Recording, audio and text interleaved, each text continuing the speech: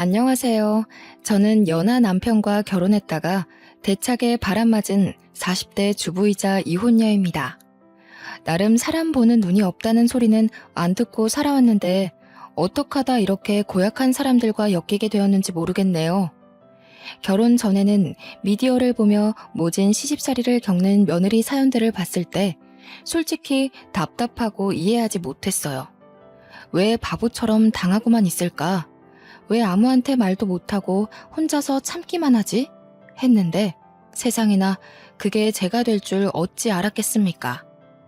저는 학창 시절부터 연애를 많이 해왔는데 많았던 연애 경험만큼이나 살면서 중요한 건 우정보다 사랑하는 사람이라고 생각하며 컸어요.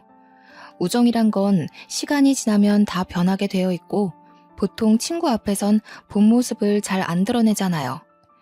연인 옆에선 나 자체를 사랑해줬으면 하는 마음에 저를 온전히 보여주는데 친구는 그저 순간을 즐기기 위해 만남을 잇는 거니까 가면 쓴 사람들이 훨씬 많다고 봅니다. 저는 평소 유독 친구 관계만큼은 깊이 신경 쓰지 않는 사람이었어요. 그런데 말입니다. 제가 가장 힘든 시기에 수호천사처럼 등장해 제 인생을 송두리째 바꿔준 사람이 있는데요. 그게 바로 친구라는 존재였습니다. 인생이 완전히 밑바닥을 쳤을 때 제 손을 잡아준 사람이 사랑하는 사람이 아닌 바로 친구였다는 거죠. 서사가 너무 길었네요. 지금부터 저의 내리막길과 동시에 믿을 수 없는 오르막길의 삶이 오기까지 얼마나 기적 같은 사연들이 있었는지 좀 길게 자랑해보려 합니다. 우선 그 친구의 첫인상은 얕은 친구 관계만 유지하던 제게 좀 많이 인상 깊었어요. 그 당시가 고등학교 막바지였던 때였는데 그때 우리 반에 전학 온 친구가 있었거든요. 그 친구는 유독 소극적이고 인사말도 잘 못했어요. 어딘가 모르게 주눅이 들어있는 모습이었죠. 다들 전학생이란 것 자체만으로도 관심을 가질 때 저는 그저 시큰둥한 편이었어요. 별로 친구에 대해 진심인 편이 아니었거든요. 그런데 그 친구가 첫인상에 크게 와닿을 수밖에 없었던 건 이름 때문이었어요. 이름이 정둘이라고 하더라고요. 제 이름은 정하나이거든요. 성도 똑같은데 이름의 느낌도 비슷하여 좀 눈이 갔었죠. 이건 저만 그렇게 생각한 게 아닌지 다른 친구들도 둘이와 저를 두고 하나 둘이 이렇게 붙여 부르기도 했습니다. 그 당시 둘이와 저는 말을 섞어본 사이가 아니었어요. 단지 친구들이 그렇게 불러서 나중에는 선생님까지 세트라며 하나 둘이 부르면서 우리를 묶어서 발표를 시키는 일 정도만 있을 뿐이었죠. 다들 그렇게 엮더라도 둘이가 워낙 조용한 친구라서 저는 딱히 엮일 일이 없을 거라 생각하고 말았어요. 그런데 평소 남의 일에 관심 없던 제가 무슨 오지랖이었는지 둘이 인생에 잠깐 끼어들게 된 사건이 발생했는데요. 둘이는 워낙 소심한 탓에 친구들에게 괴롭힘을 좀 당했는데 원래 왕따 같은 게 없던 우리 반에 그런 불편한 일이 생기니 제 마음이 좀 편치 않더라고요. 다른 친구들이 저희 둘을 하도 세트로 엮었어서 그런가 둘이가 괴롭힘을 당하는데 모른 척하고만 있는 게 왠지 둘이한테 몹쓴 짓을 하고 있는 것처럼 느껴졌죠. 그래서 할 수 없이 끼어들었어요. 저는 평소 남학생, 여학생 할 것 없이 잘 지내왔던 사람이라 그런 제가 친구들의 괴롭힘을 막아주니 애들도 적당히만 하고 그만 괴롭히더군요. 그 뒤부터 저는 둘이랑 인사를 나누는 사이가 되었어요. 그렇다고 매일 둘만 붙어 다니며 정말 세트인 것 마냥 지냈던 건 아니고요. 그냥 한 번은 우리 둘 다 급식을 안 먹은 적이 있는데 그때 둘이가 말을 먼저 건 적이 있었어요. 저는 굳이 마다할 이유가 없어서 같이 운동장을 걸으며 얘기를 나눴던 기억이 납니다. 처음이었어요. 둘이와 단둘이 어떤 대화를 해본 것이요. 이런저런 얘기를 나누는데 그래도 서로 사이에 어색한 점이 남아있어서 일반 친구들끼리 할 대화 주제는 딱히 나눌 게 없더라고요. 어디 사냐, 공부 잘했냐 이런 것만 묻다가 사람 사이에 안 친하면 얘기할 법한 공식 주제 있잖아요. 서로의 꿈 얘기 말이에요. 커서 뭐가 되고 싶냐는 말이 솔직히 대화의 절반 이상이었다는지요. 그때 저는 둘이의 존재가 더 머릿속에 깊이 새겨진 날이었어요. 저는 꿈이 딱히 없어서 남들 하는 소리인 취집 잘하는 거였는데 둘이의 꿈이 요리사라고 하는 겁니다. 듣고 별 생각 없이 요리를 좋아하냐 물어봤어요. 둘이 말로는 나이 차이 많이 나는 동생이 하나 있는데 자기가 장녀이기도 했고 부모님이 둘 다 맞벌이라서 어린 동생을 챙길 사람이 자기밖에 없다고 하더라고요. 부모님도 당연하게 둘이한테 동생을 맡긴대요. 동생이 학교에서 어디 다쳐오기라도 하면 그것마저 부모님이 둘이 탓으로 돌릴 정도로 둘이한테 동생을 전적으로 떠넘긴 지경이라더군요. 그렇다고 둘이는 부모님을 미워한 게 아니었어요. 오히려 동생이 좋아할 만한 요리들을 공부해서 음식을 만들어주는 게 즐거웠다고 했습니다. 특히나 동생이 자기 요리를 먹고 맛있다고 천진난만하게 웃을 때 그렇게 기분이 좋다고 하더라고요. 그러면서 하는 말이 세계적인 요리사까진 아니더라도 사람들이 자기 요리를 먹고 동생처럼 만족감에 즐거워한다면 그게 너무 좋을 것 같다고 했어요. 요리사가 되고 싶다는 것까진 별 생각 없이 들었는데 그 이유가 너무 진실되고 따뜻해서 저는 그때부터 둘이를 다시 보게 되었어요. 저절로 그런 둘이의 꿈을 응원해주고 싶은 마음이 들더라고요. 한편으론 한 번도 느껴본 적 없는 부러움이 있었어요.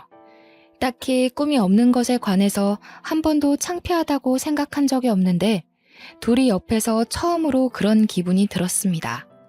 단지 대충 살다가 취직이나 해야지 싶던 제 삶이 통째로 보잘것없어 보였어요. 사실 둘이와의 추억은 이게 끝입니다. 그 뒤로도 근근히 연락을 하거나 대화하는 날이 있었지만 공부 때문에 거의 인사만 나누다가 졸업을 했죠. 제가 서울에 있는 대학교에 입학하면서 본가로부터 멀리 떨어지게 되니 둘이와 자연스레 연락도 끊어진 셈이었어요. 저는 무난하게 대학교를 졸업하고 굳이 대학 전공이 필요 없는 평범한 회사원으로 지냈어요. 그러면서 직장 동료의 추천으로 취미로 해볼까 싶어서 공방에 가서 실뜨개를 배우기 시작했었죠. 그때 그 공방에서 운명처럼 남편을 만나게 되었습니다. 그 공방이 뜨개질 공방이라서 남자 손님의 발길은 현저히 적은 곳인데 그렇다 보니 남편이 더 눈에 띄더군요. 남편은 제가 다녀가는 시간에 자주 왔던 손님이었는데요. 부딪히는 순간이 나날이 많아지니까 저희는 자연스레 인사를 나누게 되었어요. 나중엔 남편이 먼저 번호를 물어봐서 뜨개질 얘기로 연락을 하며 지내다가 사귀는 사이까지 되어버렸죠. 오랜만에 하는 연애라서 그런지 이 알콩달콩이 너무 즐겁더라고요. 한참 남편과 꽃같은 시간만 보내던 무렵이었어요. 한날 정말 뜻밖의 사람한테서 연락이 왔습니다. 다름 아닌 고등학생 때 제게 꿈을 다시 생각해보도록 깨닫게 해주었던 둘이었죠. 솔직히 반가웠어요. 다른 친구들보다 둘이는 저에게 참 착하고 순하며 배우고 싶은 포부를 지니고 살던 멋진 친구였거든요. 너무 오랜만에 연락했지. 좀 더 일찍 연락해서 얼굴 보고 인사도 나눴으면 좋았을 텐데. 하나야, 실은 다름이 아니라 오랜만에 전화해서 이런 말 하는 거 너무 미안한데 혹시 돈 좀 빌려줄 수 있어? 우리 부모님이 얼마 전에 이혼하셨거든. 어쩌다 보니 동생을 나 혼자 돌보고 있는 상황인데 갑자기 동생이 아파서 급하게 수술을 하게 됐어.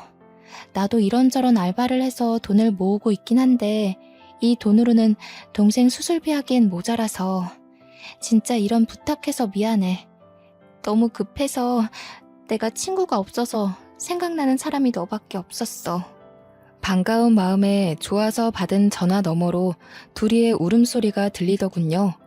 순간 학창시절 동생 생각하며 당찬 꿈을 얘기하던 둘이의 모습이 떠올랐어요.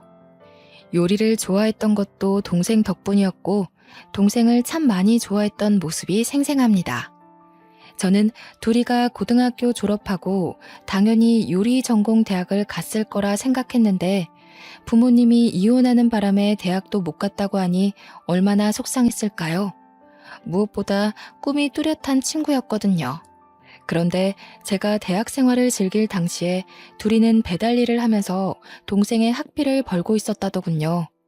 지금은 하나밖에 없는 가족한테 수술이 필요한 병이 생겼다 보니까 둘이도 상당히 조급했나 봅니다. 둘이도 아마 오랜만에 연락하는 친구한테 이런 부탁하기 어려웠을 거예요.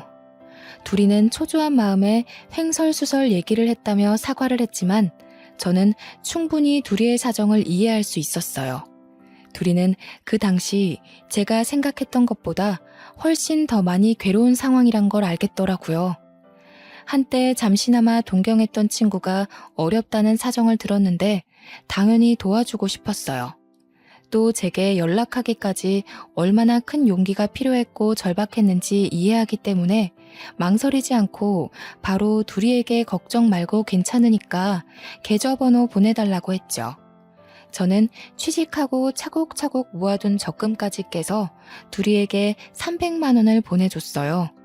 둘이는 고맙다는 말을 연신 반복하며 또 울더라고요. 반드시 갚겠다고 하는데 저는 일부러 부담 느끼지 말라고 장난 섞인 말투로 나중에 엄청난 부자가 되면 그때 갚으라고 했어요. 사실 제게도 300만 원이 쉬운 돈은 아닙니다. 그렇지만 그 돈은 못 받는다고 생각을 하고 준 거라서 전혀 불안하거나 아깝지 않았어요. 돈은 또 모으면 되는 거고 친구 사이에 작은 도움이라도 괜찮다면 고된 둘이를 꼭 도와주고 싶었거든요. 저는 공방에서 만난 남자와 2년의 연애 끝에 30살이 되자마자 결혼식을 올렸습니다. 집은 시부모님이 아파트 한 채 주기로 한 걸로 수월하게 진행이 되었죠. 남편과 연애 시절 데이트하면서 남편이 평소에도 번듯하고 유도리 있는 경제관념을 보여준 덕에 집안이 넉넉한 살림이란 걸 예측은 했다만 시댁에서 아파트 한 채를 쉽게 선물해준다고 하니 역시 돈이 좀 있는 집안이구나 싶더군요. 결혼하고 혼인신고를 마치기까지 저와 남편은 그 흔한 예비부부의 다툼 같은 것도 없었습니다. 주위에서 어쩜 그렇게 안 싸우고 지낼 수 있냐며 천생연분이라고 말해주었죠. 저는 이게 다 남편 덕분이라고 생각했어요. 남편이 저의 유치한 어리광을 다 이해하며 늘 배려해 주었거든요. 그래서 저는 제 속이 뒤집어지는 시집살이 따위 겪지 않을 줄 알았습니다. 남들도 우리 보고 몇 안 나오는 인꼬 부부라고 부러워했고 시댁 보고 인심이 좋다고 칭찬을 많이 해주었으니까요. 와, 그런데 이게 웬 말입니까? 남들이야 남편과 잠깐 인사해본 게 다이고 시댁 얘기는 저를 통해 들은 게 전부이니 좋게 볼 수밖에 없었겠지만 그들과 이미 식구처럼 마주하던 제가 그 집 사람들의 본 모습을 몰라봤다는 게 지금 생각해도 제 스스로가 머저리 같고 분통이 터집니다. 사람들이 인심 좋다며 칭찬했던 시어머니는 알고 보니 제가 본 사람 중에 제일 꽉 막히고 깐깐한 사람이었고요. 제가 하는 말이라면 끔뻑 죽던 남편은 결혼하고 나니 엄마 말에 끔뻑 죽는 마마보이였더라고요. 결혼하고 한 달 정도 지나니 다들 본색들이 드러나기 시작하는데 며칠간은 어처구니가 없어서 말을 잃고 살 정도였어요. 남편은 다 큰 사람이 징그럽게 시어머니 옆에 달라붙어 엄마 엄마 하며 철딱서니 없이 이거 해달라 저거 해달라 아주 유난을 부리더군요. 어처구니 없는 일은 이게 다가 아니었죠. 심지어 시어머니가 저보고 결혼하자마자 여자가 무슨 돈을 버냐면서 여자가 남편보다 돈을 더 벌면 집안이 망한다고 직장을 그만두라고 하는 거 아니겠습니까? 결혼 전에는 별말 없더니 느닷없이 갑자기 이게 무슨 말인가 싶었어요. 시어머니는 당연히 나이가 있으니 그런 뒤처진 생각을 할 수 있다고 보는데 옆에서 남편이란 사람은 신이 나서 그 의견에 동조를 하고 있는 겁니다. 무슨 소리 하는 거야 여보. 우리 아직 아이도 없고 충분히 맞벌이 가능한 사정인데 뭐하러 한 사람만 돈을 벌어. 벌 수 있는 상황일 때 부지런히 일해서 모아둬야지. 아니에요 어머님. 요즘은 한 사람만 벌어서 돈 모으기 힘든 시대잖아요. 그만두는 건 안 될 것 같아요. 저 아직 30대 초반입니다. 이 젊은 나이에 경력 단절이 웬 말입니까? 절대 그만둘 수 없었죠. 또 곧 분가를 하게 될 텐데 그럼 시어머니와 자주 볼 사이도 아니고 그때 돼서 어차피 다시 일을 구해야 하는 거면 제가 왜 시어머니 의견대로 직장을 그만둬야 하나요? 저는 최대한 시어머니 기분 상하지 않게 하면서 제 입장을 잘못 이해하지 않도록 똑바로 말을 해드렸습니다. 그런데 이걸 엎친 데 덮친 격으로 표현해야 될까요? 일 그만둘 수 없다고 시어머니한테 떵떵거리며 의사를 전달했었는데 제가 하필 이 시기에 임신을 해버린 겁니다. 아직 분가를 하지도 않아 시댁에 몸을 담고 있는 하필 이때 말이죠. 제가 다니는 회사가 그리 좋은 곳이 아니긴 했다만 그래도 요즘 같은 세상에 육아휴직 복지는 있을 줄 알았는데 원체 근무지에 관심이 없기도 했고 그저 지원서 붙은 참에 회사를 다니게 된 거라 그런 복지가 없다는 것도 이제야 알았습니다. 회사에 임신 사실을 알렸더니 육아휴직 못 준다며 냉철하게 거절하더군요. 육아휴직으로 생긴 공백기간 동안 계약직 뽑아서 쓰다가 내보내고 다시 저를 받아준다면 그동안에 생긴 새 업무를 인계해주는 게 번거롭다는 이유로요. 그럴 바엔 아예 새로 사람 뽑아서 쓰는 게 회사 입장에선 덜 손해라는 겁니다. 쓸데없는 인력 낭비라나 뭐라나. 그래서 저는 어떤 다른 대처도 없이 그대로 잘리게 되었습니다. 참 서럽더군요. 그래도 5년이나 제가 몸바쳐 회사를 위해 일했는데 어떻게 한치의 의논도 없이 상부에서 그리 빠른 판단을 내비칠 수 있는 건지. 어이없었지만 구질구질하게 매달린다고 달라질 일이 아니라는 걸 알아서 더는 부탁하지 않았어요. 시댁에서는 제 꼴을 아주 꼬셔하더라고요. 젊은 애가 눈에 불을 켜고 시애미한테 일 그만 못 둔다고 딱 잘라 말하더니 벌 받은 거라면서. 시어머니가 혼잣말을 궁시렁궁시렁 하는데 기분이 너무 상하더라고요. 제 꼴이 우습게 된 건 맞기 때문에 차마 거기다 대고 할 말은 없었습니다. 어머님, 저희 이제 분가 준비할까 해요. 나중에 되면 배도 불러올 텐데 그럼 어머님께도 그렇고 집에 폐가 될 것 같아서요. 이것저것 도와드리지도 못하는데 괜히 어머님 신경 쓰이게 하고 싶지 않아요. 남편만 있다면 충분히 도움 받을 수 있으니까 분가하는 게 좋을 것 같아요. 제가 분가 얘기를 꺼내자마자 시어머니가 박수를 크게 한번 딱 치더니 갑자기 분가하기로 한 아파트가 월세 계약이 되었다면서 제가 시댁에 적응을 잘하는 것 같아서 분가 생각 없는 줄 알았다고 덜컥 계약을 진행해버렸다는 거예요. 1년 계약이라 저더러 그냥 1년만 시댁에 들어와서 살라는 겁니다. 그리고는 한다는 말이 생각지도 못한 스트레스를 주더군요. 요즘 젊은 사람들은 뭘 제대로 못하더라. 나 때는 그렇게 시집 오면 시애미한테 아주 혼쭐이 났어.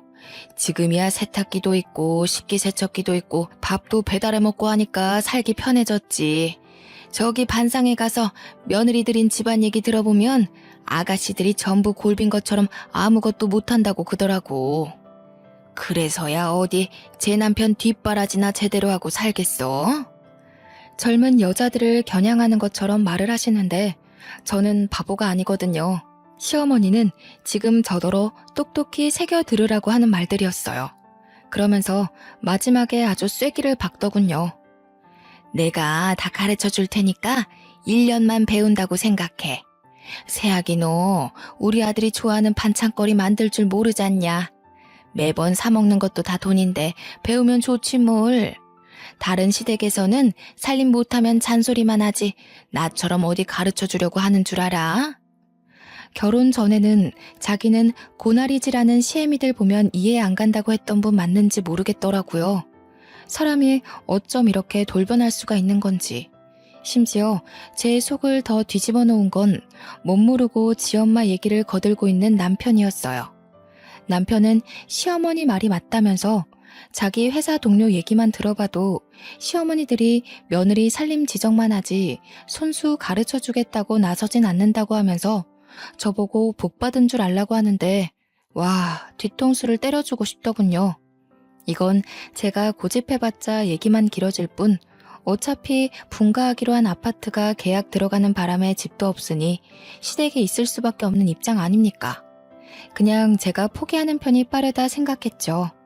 그래도 시어머니가 그 아파트 월세로 받는 금액은 원래 우리 남편 주기로 한 아파트이기 때문에 우리 남편 통장에다가 입금해 주겠다고 하더라고요. 일말의 양심은 있었나 봅니다. 그러니 집도 없는 제가 일단 한 발 물러나야지 어쩌겠습니까? 그래, 알겠다고 했고 그렇게 저의 본격적인 시월드가 시작되었습니다. 결혼 후 돌변하는 걸 보고 이미 시집살이를 예상은 했다만 시어머니는 제가 배가 불러오든 말든 집안일의 강도를 높여가기만 했어요. 저는 임산부의 몸으로 시어머니가 시키는 대로 집안일을 하고 장도 보러 나가고 오랜 시간 서서 식사까지 준비하며 지내게 되었습니다. 그런데요, 원래 1년이면 끝나기로 한 아파트 계약이 2년이 되고 3년이 되고 자꾸 늘어나는 겁니다. 살던 사람이 2달 전 연락 와서 재계약하겠다고 하는 바람에 1년 연장되고 또 다른 세입자가 빨리 구해지는 바람에 이번에도 1년을 더 기다려야 하고 이런 식으로 자꾸 늘어나는 게 아니겠어요? 그 사이에 저는 출산까지 하게 되었습니다. 그래도 분가는 여전히 진행이 안 되었죠. 해도 해도 너무하다 싶더라고요. 그 아파트 애초부터 저희 혼수로 준 선물이라면 세입자를 받으면 안 되는 거 아닌가요? 물론 그때는 말하지 못했던 게 한이지만 1년 정도면 100번 용서해서 그냥 내가 참고 말지 하고 넘길 수 있었어요. 그런데 3년이 넘어가고 있는 건 좀 아니잖아요. 그 아파트 들어가는 게 이렇게 힘들 거면 그냥 다른 집값 싼 곳이라도 먼저 구해서 분가했을 거라고요. 여보, 우리 아파트 작은 평수라도 알아보고 그만 분가하자. 애도 커갈 건데 계속 여기서 살 수는 없잖아. 우리도 우리 살림 꾸려나가야지. 애가 이제 막 걷기 시작해서 여러모로 신경 써야 될 게 많은데 어머님 부름에 계속 자리를 비우게 되는 것도 버겁고 어머님이 애 봐주는 게 영 서툴러서 얼마 전엔 애 목욕시키시다가 목욕물에 빠뜨리셨다니까. 내가 얼마나 놀랐는지. 너 말 희한하게 한다. 우리 엄마가 설마 손녀 잘못되라고 그랬겠어? 엄마도 나이가 있으니까 실수할 수 있는 거잖아. 그리고 네가 애한테 신경 못 쓰는 걸 왜 우리 엄마 탓을 해? 무슨 누가 들으면 우리 엄마가 너 엄청 구워 삶는 줄 알고 오해하겠어. 제가 정말 얼마나 오죽했으면 시어머니 얘기까지 하면서 남편에게 도와달라 청을 했을까요? 그런데 이 마마보이 남편은 제 말의 요점을 꿰뚫지 못하고 그저 지 엄마 탓을 하고 있는 그 태도만 콕 집어서 지적하더라고요. 저는 애가 한참 울시기라 잠도 못 자서 가만히 서 있는 것만으로도 머리가 아픈데 남편에게 너무 서운해서 결국 양보 못하고 몇 마디 더 얹었더니 밖으로 소리가 새어나갔나 봅니다. 시어머니께서 노크도 없이 저희 방 문을 열고 들어오더군요. 다 늦은 밤에 무슨 소란들이니? 그리고 세아가, 너는 아직도 분가 소리야? 네가 아무것도 할 줄 모르는데 분가에서 둘이 뭐 해먹고 살려고 자꾸 집을 나간다는 거니? 이 집이 이렇게 넓어서 니들 둘 방을 내줘도 한참 남는 평수잖아. 특히 애가 다니기에 위험한 것도 없고 좋지 않아? 앞으로 애는 더 빨리 클 텐데 넓은 집에 있는 게 여러모로 편하지. 그리고 그 아파트 계약 끝나면 어차피 분가하게 될 건데 뜬금없이 다른 집을 알아보는 건 무슨 모자란 생각이니? 어머님, 정말 이런 말씀 안 드리려고 했는데요. 그 아파트 저희 줄 생각은 있는 거예요? 계속 세입자를 받아주신다는 거는 애초에 저희 줄 생각이 없으셔서 계속 계약받았던 거 아닌가요? 저는 이제요, 그 아파트가 정말 있기는 한 건지도 모르겠어요. 도대체 어디에 있는 어떤 아파트예요? 집세가 아쉬워서 이러시는 거면 차라리 저희가 그 집 계약하고 월세 내면서 살게요. 얘기하다 보니 그동안 빡쳤던 서러움이 물밀듯 쏟아지더라고요. 말하고도 후회는 안 했어요. 이참에 그 아파트 얼굴이나 보자는 심산도 있었거든요. 도대체 얼마나 잘난 아파트길래 결혼 전에 그리 자랑을 했고 저를 이만큼이나 참게 만들었는지 확인이라도 하고 싶었어요. 그런데 남편도 어이없는 게 옆에서 시어머니를 또 거들면서 월세가 뭔 말이냐고 돈 아깝다는 겁니다. 시어머니 말대로 여기서 지내면 집세도 안 내고 따로 사는 것보다 돈도 수월하게 모을 수 있는데 아이가 커가면 그렇잖아도 돈이 많이 들지 않냐면서 그런 거 생각하면 한 푼이라도 아끼는 게 좋지 않냐고 하네요. 정말 아이를 생각하는 거라면 시어머니 손에서 굴려지는 아이 엄마인 저를 거들고 구경만 하면 안 될 일이지요. 다 필요 없고 저는 당장 그 아파트 이름이랑 동호수 전부 알려달라고 했어요. 그러니 남편과 시어머니가 망설이면서 눈치를 보더라고요.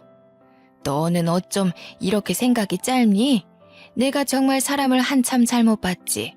참한 며느리 들어온다고 아파트 한 채 선물을 그냥 떡하니 해줬더니 그게 의심스러워서 아파트 보여달라고 시애미를 겁박해?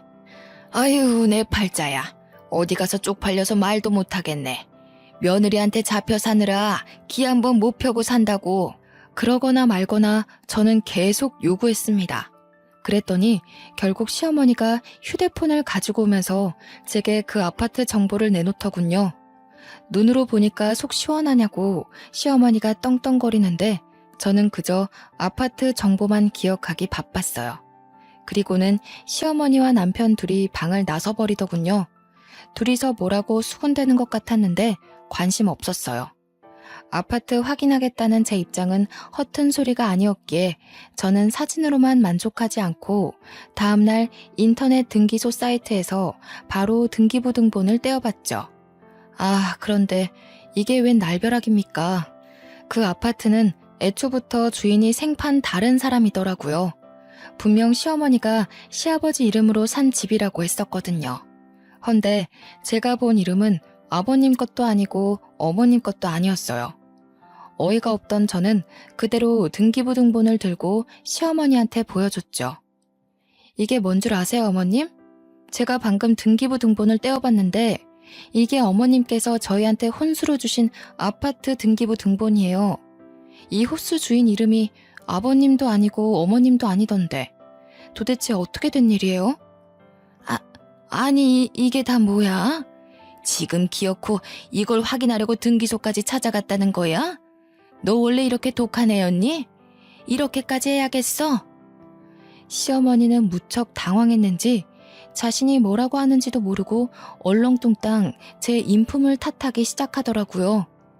대화의 요점을 파악 못하는 게 꼭 지 아들이랑 닮아서는 문득 남편이 참 쓸데없는 것까지 물려받았단 생각을 했어요.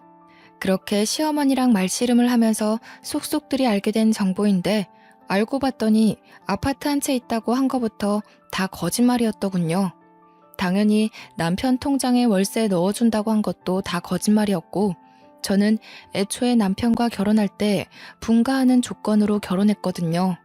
그걸 따지고 들면서 알게 된 사실인데 남편은 아파트가 준비 안 되어 있다고 하면 제가 결혼 안 해줄 거라고 생각해서 시어머니랑 입을 맞추고서 저를 낚은 거였어요. 2살이 된 딸이 있는 데다가 결혼 생활을 3년이나 보낸 상태였기에 저는 더 큰 배신감이 들었어요.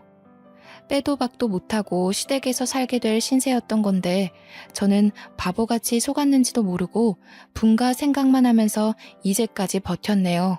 그 뒤부터 모든 게 다 스트레스더라고요. 남편과 대화하는 것도 시어머니 얼굴을 보는 것도 전부요.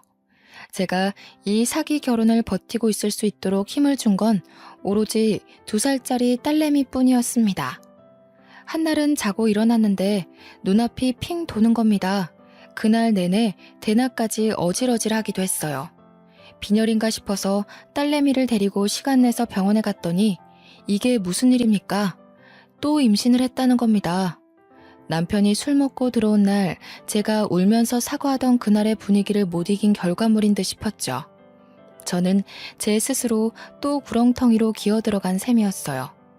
너무 힘든 마음에 부모님이 보고 싶어서 지방에 있는 친정 부모님한테 겪고 있는 시집살이에 대해 다 말한 적이 있었는데요. 친정에서는 오히려 저를 나무라기만 하더군요. 그러게 왜 회사를 그만뒀냐면서 애까지 있는 엄마가 처녀 때처럼 징징거릴 거냐고 하는 겁니다. 정말 가장 힘든 시기인데도 불구하고 제 편은 아무도 없다는 생각이 온 머릿속을 지배했어요. 그게 너무 서러워서 매일매일 우는 날만 늘어갔죠. 친정 부모님은 원래 10년 동안 한자리에서 분식점을 하고 있었는데 최근 장사가 너무 안 돼서 분식점 접을까 하고 있던 참이었다고 하더라고요. 그래서 저한테 더 매정했던 거였어요. 괜히 돈 나가는 짓 하지 말고 그냥 시댁에 살고 있으라면서 우리도 이제 나이가 있어서 몸도 힘든데 이 와중에 또 다른 일 찾아봐야 된다고 하면서요. 그러니 지금 당장 저를 봐줄 사정이 여의치 않으니 힘들더라도 참고 시댁 식구들이랑 잘 지내보라고만 말하셨어요. 결국 저는 그렇게 감내하는 시간을 지속하다가 너무 스트레스가 심해 불면증까지 생겨버렸어요. 병원에선 더 이상 스트레스를 받으면 유산될 수도 있다고 경고까지 했는데 남편이란 작자는 아직도 시어머니 앞에서 밥 반찬으로 투정 부리기만 하는 철부지였어요. 뭐 저런 자식이 다 있는지 보고만 있어도 오라가 치밀었지만 또 이악 물고 참았습니다. 그런데 어느 날 제 인내심을 결국 터뜨리게 한 사건이 있었어요. 제가 남편의 휴대폰에서 기혼 남녀가 들어있는 단톡방 하나를 발견했거든요. 그곳은 결혼한 유부녀와 유부남들이 서로 자식 얼굴도 다 까고 주말마다 등산을 가면서 바람을 피우고 있는 단톡방이었어요. 대화들을 보니 아주 충격 그 자체였죠. 남편이 아무리 엄마의 끔뻑 죽는 마마보이라도 바람은 안 필 줄 알았는데 남편이 작성한 채팅을 보니 저를 꼬실 때처럼 미혼인 다른 여자들을 꼬시려다가 유부남이라 안 먹히니까 유부녀를 꼬시는 거더군요. 제가 임신했다고 욕구를 못 풀어서 다른 여자를 찾고 있던 것 같은데 그 속내가 너무 보이는 대화들이었어요. 여기저기 유부녀들한테 추파를 던지고 있는데 제가 몰랐던 게 황당할 만큼 바람기가 너무 심한 남자인 겁니다. 하지만 남편한테 따지지는 않고 있었어요. 어린 딸을 생각하면 우리 부부 사이를 더 이상 망칠 순 없었거든요. 그렇게 혼자서 어마어마한 스트레스를 받으며 살다가 한날은 시어머니가 걸레 쥐어주면서 거실 바닥이 좀 더럽다며 닦으라는 겁니다. 시어머니가 준 걸레로 바닥을 닦기 시작했는데 속이 너무 울렁거리더라고요. 예산 일이 아님을 직감한 순간 저는 그대로 바닥에 구토를 하고 말았어요. 아유, 장판 얼마 전에 새로 한 건데 꼴값이야 정말. 애 처음 갖는 것도 아니면서 무슨 집안일 조금 한다고 힘든 척 유세를 떨고 있어. 얼른 닦아. 집안에 냄새 배겠다. 저는 당시 시어머니의 기분 나쁜 잔소리에 대항할 정신도 없을 만큼 몸이 이상했어요. 갑자기 빠르게 정신이 혼미해지면서 그대로 거실 바닥에 쓰러졌던 기억이 납니다. 눈 떠보니 집이 아닌 병원이었고 제 눈앞에는 울고 있는 엄마만 있고 시어머니랑 남편은 코빼기도 안 보이더군요.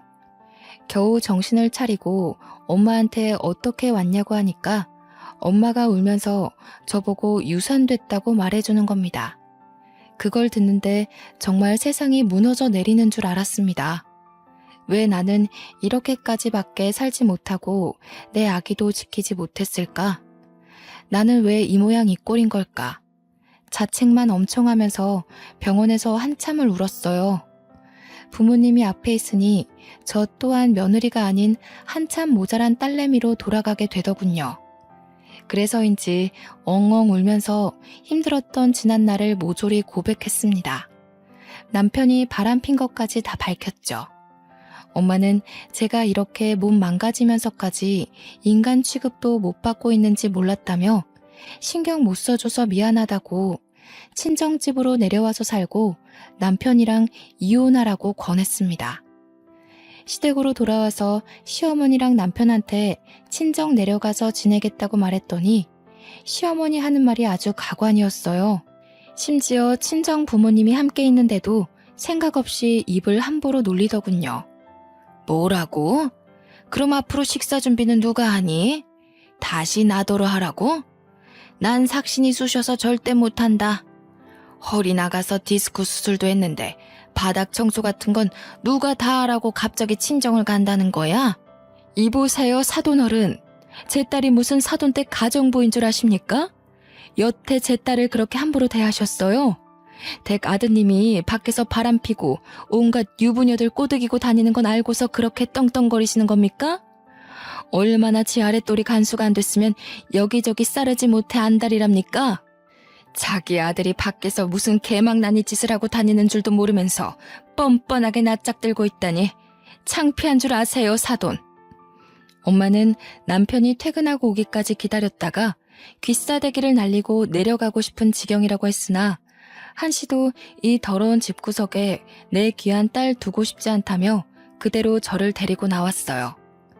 저는 그 어린 딸도 시댁에 내버려 두고 짐도 챙기지 않고서 친정엄마 손잡고 혼자 부산으로 내려왔죠. 고향에 내려가 제가 다녔던 학교를 지나면서 자연스레 학창 시절이 떠올랐고 그러다 보니 2년 전에 연락 온 둘이가 생각나더라고요. 지금은 어떻게 사나 동생 수술은 잘 됐나 궁금하더군요. 그래서 오랜만에 둘이 연락처를 찾아 전화를 해봤어요. 고마워 하나야. 동생 수술은 너무 잘 됐어. 그때 네 도움이 아니었으면 내 동생 어떻게 됐을지 몰라. 내가 먼저 연락하려고 했는데 요즘 하는 일이 바빠서 결국 네가 먼저 하게 만들어버렸네. 너무 고맙고 미안해. 그래도 나 네가 빌려준 돈 덕분에 고비를 잘 넘겨서 지금은 잘 살고 있어. 너는 어때? 다행히도 둘이는 더 이상 괴롭지 않은 듯했고 계속 제 덕분에 기세가 졌다고 말하면서 고맙다는 인사를 했어요. 그러면서 잘 지내냐고 묻는 말에 저는 숨김없이 모든 걸 말해주었죠. 남편과 이혼 준비를 할 거고 당분간 별거하려고 지금 부산에 내려와 있다고 했더니 둘이가 마침 자기도 부산이라며 시간 되면 만나자고 하는 겁니다. 저희는 그날 바로 시간을 잡아 만나게 되었는데 연락을 오래 안 한 것 치곤 쉬운 만남이었죠. 그렇게 만난 둘이의 모습은 고등학생 때에 비해 훨씬 말끔해지고 비싼 명품백도 들고 있는 게 아니겠습니까? 딱 봐도 잘 살고 있는 모습을 보니 제가 다 기뻐서 어떤 일 하냐고 하는 일이 되게 성공했냐고 이것저것 물어보고 있더군요. 네가 빌려준 돈 300만 원으로 동생 수술 무사히 시키고 남는 돈으로 토스트 장사를 했거든. 노상에서. 옛날에 내가 말해준 적 있잖아. 동생한테 계란 토스트 만들어주기도 했다고. 그걸 대학교 앞에서 팔았는데 생각보다 장사가 너무 잘 되는 거야. 덕분에 그렇게 번 돈으로 동생 재활까지 잘 마치고 본격적으로 가게를 차려서 시작해봤는데 고맙게도 장사가 더 잘 되더라고. 하다 보니 프랜차이즈도 차리게 됐어. 지금 한 5개 정도 운영 중이야. 정말? 웬일이야. 너무 잘 됐다. 너 어릴 때 요리사 하고 싶다더니 정말 하고 싶은 요리하면서 대성공했네? 진짜 너무 축하해. 옛날에도 느낀 거지만 넌 반드시 잘 될 것 같았어. 저는 어릴 적 둘이가 가진 그 포부가 이루어진 걸 보면서 진심으로 축하를 해줬더니 둘이는 오히려 제가 아니었으면 자신의 꿈을 이룰 수 없었다고 하는 겁니다. 저보고 동생을 살려준 은인이고 자신의 꿈을 이룰 수 있게 해준 스승이라면서 제가 받은 은혜를 갚아주고 싶다고 하더군요. 친구끼리 뭘 갚냐고 그때 갚으라고 했던 건 장난이었다고 괜찮다 했더니 둘이가 이날만을 기다렸다고 하더라고요. 그러면서 하는 말이 자기가 사업하는 토스트 가게 하나를 공짜로 줄 테니 친정 부모님이 하고 있는 망한 분식집을 빨리 정리하라고 하대요. 그리고 그 토스트 체인점에서 번 수익은 본점에 내는 수수료 없이 전부 다 가지라고 하는 겁니다. 그것만으로 충분히 보답을 받았다고 생각했는데 둘이는 저만을 위해 한 가지를 더 제안하더군요.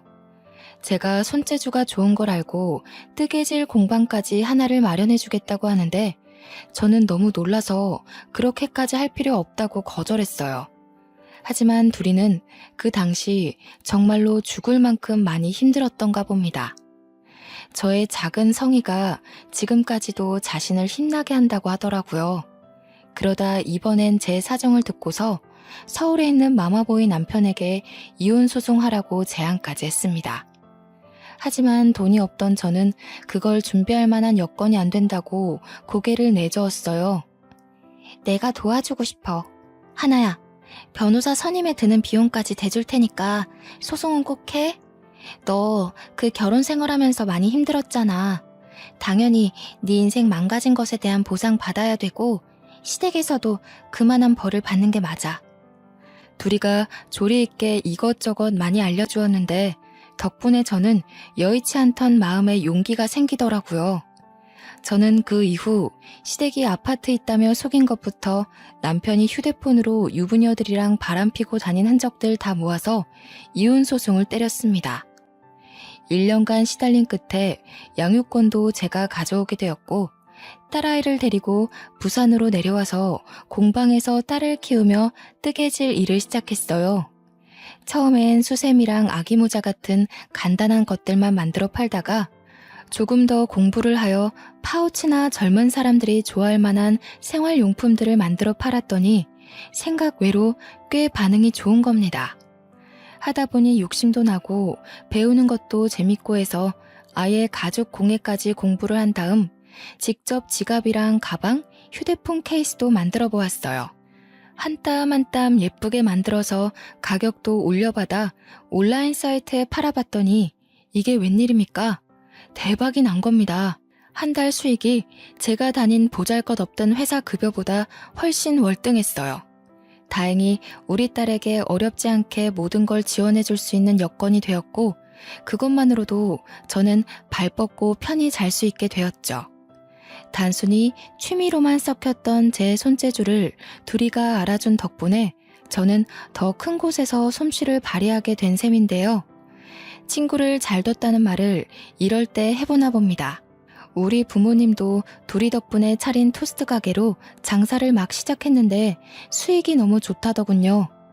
일주일에 2~3번씩은 둘이가 우리 딸 먹으라고 공방으로 본인이 순수 만든 수제 간식을 가지고 옵니다. 딸이 둘이를 얼마나 좋아하는지 이모 왔다면서 조망만한 입술로 이모 부르며 달라붙는데 아마 둘이가 우리 딸을 엄청 예뻐하고 아껴줘서 딸이 더 따르는 거겠죠. 이 계기를 통해 둘이와 저는 학창시절 때와는 비교할 수 없을 정도로 돈독해졌어요. 동네도 같아서 단짝 친구를 넘어선 자매처럼 지내고 있답니다. 둘이가 꿈을 포기하지 않고 도전을 했고 그 은혜를 갚기 위해 저를 기다리고 찾아준 것이 이렇게나 소중한 인연을 만들어 주었네요. 늘 감사하면서 살고 있는 부분이에요. 서로가 가장 필요한 순간에 나타나서 도움을 주게 된 것도 아마 하늘이 맺어준 귀한 인연이 아닌가 싶습니다. 이번 일을 통해 느끼게 된 게 있는데요. 도움이 필요한 사람에게 내가 해줄 수 있는 물질적 크기가 얼만큼이냐라는 건 중요한 게 아닌 것 같아요. 내가 너무도 힘든 상황에 처했을 때 작은 마음이라도 그 고마운 손길을 내밀어 준다면 그것이야말로 받는 사람 입장에서는 세상에서 가장 커다란 도움이 아닐까 싶어요. 저는 부산에서 이대로 평화롭게 지낼 생각이에요. 앞으로 이 행복이 쭉 오래되었으면 좋겠네요. 다들 저처럼 주변의 소중한 인연들로 인해 행운 같은 나날들을 보내시길 바랍니다. 느린 손가락으로 눈 아프게 글을 써내려가다 보니 벌써 늦은 밤이 되었군요. 그럼 편안한 밤 되세요.